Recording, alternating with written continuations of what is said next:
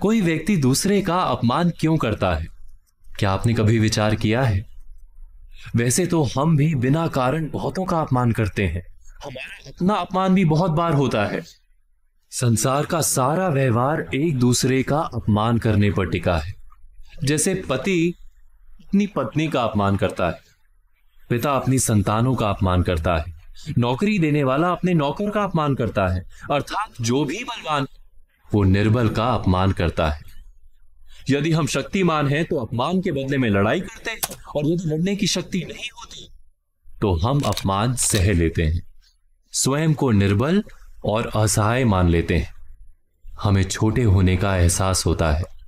ऐसा प्रतीत होता है जैसे हमारी आत्मा कुचली गई हो।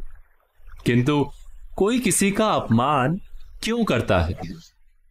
जब अपमान होता है तो मनुष्य को अपनी निर्बलता का एहसास होता है, और निर्बलता का बोध मनुष्य को कुचल देता है। वो अधिक से अधिक निर्बल बन जाता है, अत्याचार सहने की आदत सी पड़ जाती है।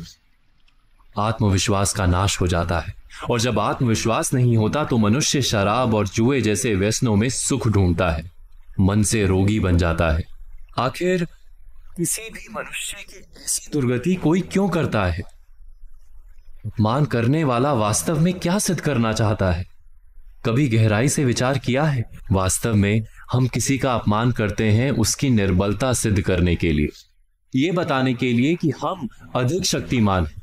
अर्थात वास्तव में अपमान करने वाला स्वयं अपने आप को शक्तिमान या बलवान सिद्ध करने का प्रयास कर रहा है। अपमान करने वाला हकीकत में अपनी शक्ति से आश्वस्त नहीं है, उसे अपनी शक्ति पर भरोसा नहीं है।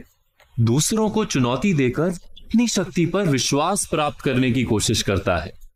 क्या ये सच नहीं? जब हम किसी का अपमान करते हैं तो वास्तव में इतना ही प्रकट करते हैं कि हमें अपने बल पर भरोसा नहीं। हमें ये संसार एक अविरत संघर्ष प्रतीत होता है, कभी ना रुकने वाली एक जंग से दिखाई देती है। हम अपने निकट आने वाले सभी प्रतिद्वंदी मानते हैं, फिर वो पति या पत्नी भी क्यों ना हो। हमें निरंतर लगता है कि हमें अपनी शक्ति सिद्ध करनी होगी, अन्यथा हमारा शोषण होगा, हम किसी के गुलाम बन जाएंगे। किंतु क्या हमने कभी विचार किया है कि दूसरों को प्रतिद्वंदी अर्थात दुश्मन मानने के बदले कलीग मान लें, हमारी सहायता करने वाले सहयोगी मान लें, अर्थात दूसरे व्यक्ति को प्रेम करें तो उसका अपमान करना आवश्यक ही नहीं होगा। किंतु प्रेम करने के लिए आत्मविश्वास आवश्यक है।